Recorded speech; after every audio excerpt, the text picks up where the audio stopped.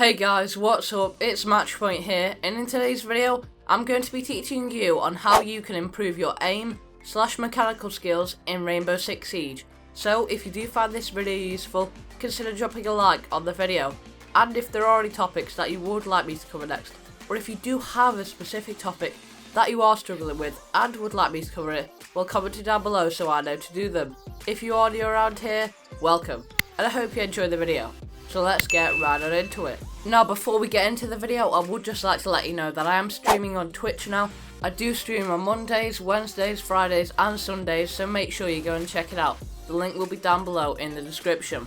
The first section that I'm going to be teaching you about on how to improve your aim is going to be leveling out at head height. Now this is one of the big mistakes I see a lot of players making when they're not aiming at that head to level. What's the point of having that one-shot headshot mechanic if you're not going to use it to your own advantage? This is a mistake I see a lot of players making, and you can very easily tell when someone isn't doing this when they're clearing rooms. Now before you engage in a gunfight, your crosshairs should always be pointing at head level. This way, if an enemy was to come out of somewhere unexpected, you could keep them on head level and you would be able to snap onto them. What I like to do when clearing rooms is to go ahead and keep my crosshairs placed right on the head level and aim it all the way around following that crosshair. When I'm checking a different room to check it's clear, I'm still going to be keeping my crosshairs at that head level. As you can see, when I am clearing a room, my crosshairs will be at that head level, and even when I'm moving around the next corner, they're still going to be at that head level. It is important that you keep it consistent. You don't want to be moving up and down and up and down. Keep it consistent at that head level. Now if you would like to go ahead and improve this, then I would definitely recommend hopping into a training ground and going and actually trying this out for yourself. You'll be able to clear the rooms effectively, and you'll be able to also snap onto the target. And there are multiple of them, so it is going to train you in case you were to come into multiple enemies in a gunfight. Now if you think this is a step too far, and before you actually practice against any enemies, you want to just get used to keeping it at head level, well, hop into a custom game and you can pick a map of your choice and go and practice it that way. Go around clearing all the different rooms, keeping it at head level, so if you were to engage in a gunfight, you're ready. This is going to help a lot with your aiming, as you're going to be ready before the other player is. You're putting yourself at a massive advantage, and especially if you do follow the next methods as well, as they are also going to combine and create one great piece. Now the next section that I'm going to be talking about is going to be pre-firing. Pre-firing is an absolutely fantastic technique in order to secure those kills and catch your enemy off guard before you've even met them. And there are still not enough players using this technique, but you do have to be careful when you're going to be using it. Before we get into some tips on actually pre-firing, I would just like to run you down on when you should actually be doing it in certain situations. You've got to remember that pre-firing isn't always going to be your best option. If you're going for stealth and you need to come up behind the enemy, whether you're coming for a flank, then necessarily pre-firing isn't going to be your best option. However, in those high pressure situations, and I'm sure we've all had this before, where you are pinned down by the enemy, they know your location and they are gunning for you. However, you've got to try and master your way out of it. Pre-firing is a great option here. What have you got to lose? Absolutely nothing. Pre-firing can help you to pick up those kills when they're running around that corner to push you. They already know your position, so that is not a factor that will affect it. However, if we transfer this situation and you are looking for stealth and you're coming up behind the enemy and you decide to pre-fire, well, you've gone ahead and revealed your position before you've actually gone ahead and met the enemy, and you're 100% that you can secure the kill. So before you pre-fire, weigh up the situation first. Now we'll be giving you some tips on how to actually pre-fire effectively and efficiently. Now another situation that needs to be used for pre-firing is when you know the enemy's location. If you have the intel on them and you've got them locked down, well, you can go ahead and push in and pre-fire in order to secure that kill before they even know what's hit them. When pre-firing, you also must be keeping it at that head level. You've got to know that you're going to be using that one-shot headshot mechanic. And if you don't know what pre-firing is, well, it is when you fire shots off when you're moving round a corner into a new location or a new area. And this is before you've met the enemy. When I mention a new location or area, it doesn't mean it's going to have to be a whole different new place. It can just simply be stepping into a doorway into a different room, which then leads to you anticipating the enemy's movement. And remember, anticipating is absolutely key. You're not going to know what that enemy is going to be doing at that time, Once you've droned them out, yes, you will have that intel on them, but they could have changed it within those seconds. Their next position could be proning, or it could be even crouching or standing up. You don't know this. You've got to be anticipating their movement in their situation. You've got to think to yourself, well, if you'd just been droned out in that situation, what would you do? If you can master your game sense and begin to learn the enemy's movements, then you will be much more effective at this. For example, if he knows he's getting droned out, he might have called in another teammate to come and help him and back him up. Therefore, you've got to anticipate that and be ready for it. You don't know what that situation is going to be like in a few seconds, as it can all change.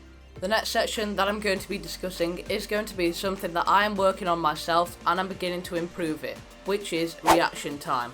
Your reaction time is absolutely crucial when it comes to your aim and your mechanic.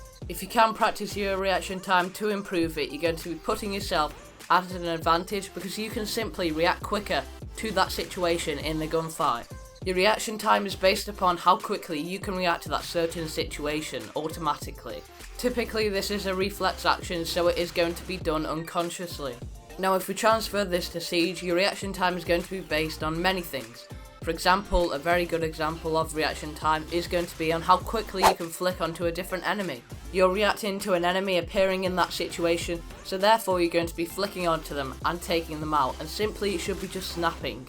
One more example has got to be if a nitro cell was thrown at you, what would you do? Would you either shoot it or would you run away? That is an automatic response, and that is your reaction time. There are lots of variables to this that many people mention, I'm sure you've heard them before, such as being tired or even age. But if you can practice it, which I'll be giving you a method on how to do this, then it can come in handy. It's going to help you to improve your mechanics across the board in many areas just because you are going to be improving that reaction time. So simply, you'll be able to react to whatever situation you are placed in a lot quicker, and it is going to give you that advantage. Now I've got two methods for you for this one, and it is going to help you to decrease that reaction time so you can react to it faster. The first one has got to be hopping into the training grounds and practicing there. There are 22 enemies for you, and lots of them come in groups, therefore you can flick onto the different ones, and you'll often find that they'll come up behind you. It has been designed perfectly for this situation. Lots of enemies, lots of chaos. Now the second method of practicing, I did mention this in my ultimate warm-up guide. I showcased a method where you could actually flick onto different enemies and practice it without actually needing an enemy, simply just using an object. And as well, it also helps to decrease that reaction time and practice it and improve it further, overall honing in on those mechanical skills. If you would like to go and check out all of the full details on that method, then I will be leaving a card in the top right for my ultimate warm-up guide if you do require that information. Now the final section that I am going to be teaching you about in order to improve your aim and mechanical skills has got to be movement. Movement has got to be a big aspect of Rainbow Six Siege, and it can really help if you improve it. The movement that I'm going to be talking about is going to be before a gunfight and during a gunfight. If you spot your enemy and it is before a gunfight, then I would recommend being hot on your toes and ready and moving. If you do require it, you need to use Pika's advantage, and movement is a big aspect of this. The faster you're moving, but you also are getting off those clean shots, is really going to help in Pika's advantage. If you're moving left or right in short bursts, and it should make it a lot easier. Now if you are slightly confused and you're not sure on what Pika's advantage is, well, I've covered a full guide on it, and there will be a card in the top right if you do require that information. But during a gunfight, you need to be using Pika's advantage to your own advantage, and movement, like I mentioned, is a big aspect. It's almost as if you'll be strafing left and right. Now, another thing is that if you do have that fluid movement and you are hot on your toes, then you are going to be able to change direction quicker. If you are able to go ahead and actually look into one direction and then swiftly move and rotate to the other direction, then you can easily flick onto different enemies. What I mean by this is if you are pinned down and you're moving left and right, strafing, and you're looking one way, waiting for them to come, you can very easily switch to the other way, simply because you are strafing.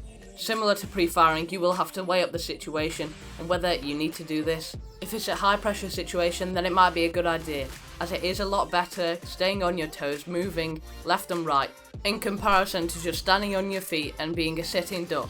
And that is going to be it for today's video, guys. I hope you have all enjoyed. If you did, or you found this video useful, then make sure to leave a like on the video and subscribe for more tips and tricks like this. Remember, if you would like to check out some more content, some more tips and tricks, then make sure you check out my recent video. And I'll catch you guys in the next one. Bye bye.